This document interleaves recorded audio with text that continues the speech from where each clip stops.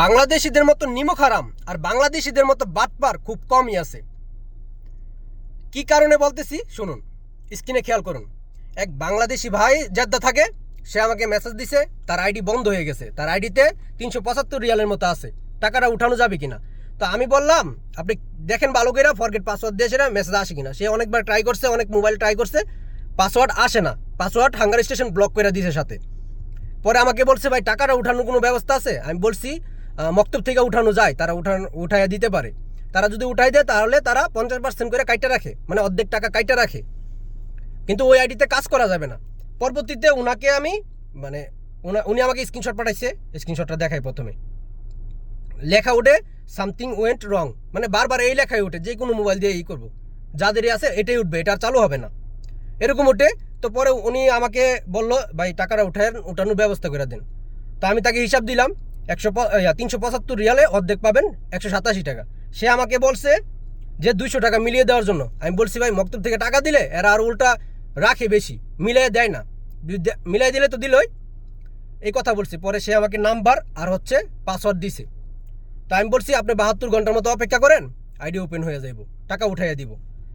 তো আজকে ID open করে দিছে, নতুন পাসওয়ার্ড লাগতেছে, সিম তো তার কাছে, নতুন পাসওয়ার্ড লাগতেছে। মক্তব থেকে আমাকে বলছে নতুন পাসওয়ার্ড দেওয়ার জন্য। তো তাকে পাসওয়ার্ড পাঠাইছে, ফরগেট পাসওয়ার্ড দেওয়ার মনে হয় সম্ভবত তার কাছে পাসওয়ার্ড গেছে। পাসওয়ার্ড দেওয়ার পরে তাকে আমি বললাম ভাই পাসওয়ার্ড গেছে, মেসেজটা পাঠিয়ে দেন তাড়াতাড়ি করে। সে তার মোবাইল লগ ইন করছে, লগ ইন করে দেখছে আইডি খুলে গেছে, সে তার মতো টাকা উঠাই নিছে। তো উঠাই নেওয়ার পর আমি বলছি ভাই আপনার সাথে তো কথা হয়েছে, অর্ধেক টাকা দিয়ে দিবেন আপনি, আমার এসটিসিপের মধ্যে অর্ধেক টাকা আপনি পাঠিয়ে দেন। আমি এসটিসিপের নাম্বারও দিছি, সব কিছু দিছি, ঠিক আছে। সে আমাকে বলতেছে ভাই আমার আইডি ওপেন হয়েছে, আমার টাকা আমি উঠাবো, আমি আরেকজনকে কিসের জন্য দেবো? ভাই আপনার টাকা তো আপনার আইডি তো ওপেন কইরা দিছে, না হলে তার ওপেন হইল না। উনি বলতেছে ওপেন কিসের জন্য, মানে ওপেন কিভাবে হয়েছে? উনার আইডি উনি পাসওয়ার্ড দিছে, ওপেন হয়ে আছে, এটা কোন কথা হইলো বলেন? তো আমি বলছি ঠিক আছে, ওনাদের টাকা দিবেন নাকি না দিবেন ওইটা বলেন। পরে উনি বলছে যে টাকা দিবে না। হাঙ্গার স্টেশনের বাফের, উনি আমার সাথে এইভাবে জবাব দিচ্ছে হাঙ্গার স্টেশনের বাফের, মানে ফোন দিছিলাম, বলতেছে হাঙ্গার স্টেশনের বাফের। আমি বলছি হাঙ্গার স্টেশনের বাফের হইব কিসের জন্য? আপনার টাকা আপনার, আর আপনার আইডিটা খুলে দিচ্ছে আপনার কোন বাপে? আমি এইভাবে জবাব দিছি আপনার আইডিটা খুলে দিচ্ছে আপনার কোন বাপে? আগে খুলতে পারলেন না? আপনি কিসের কারণে দিচ্ছেন? দেওয়ার কারণে তো আইডি খুলে দিছে। তো সে বলছে টাকা দিবে না। তা আমার কথা হচ্ছে ভাই আপনি তো, আপনার সাথে তো আমার সব কিছু কথা হয়েছে, আমি তো এখানে মিথ্যা কথা বলতেছি না, আর কোনো দুই নাম্বারই করতেছে না। উনি বলতেছে খুলছে যে আমাকে প্রুফ দেন। আমিও বলছি যে আপনাকে আমি প্রুফ দিতে পারবো। পরবর্তীতে ওনাকে প্রুফ পাঠাইছি, উনি আরো প্রুফ চাইছে, জিমেল এই সেই বক্কসকর চাইছে। আমি বলছি আমি মক্তবে গেলে কম্পিউটার থেকে কি আপনাকে পাঠাইতে পারবো। এই ভিডিওটা উনিও দেখবে, ঠিক আছে, এমনকি ওনার নাম্বারটা উপরে আছে। আমি মিথ্যা কথা বলি কিনা কারো যদি ডাউট হয় জিজ্ঞাসা করবেন ওনাকে, ঠিক আছে। তো সব কিছু হয়েছে।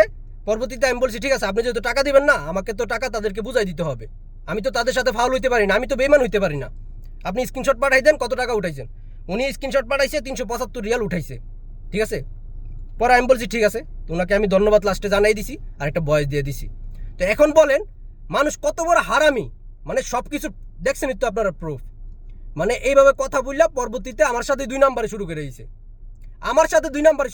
বুঝেন তাহলে অন্য মানুষের সাথে কি না করবে।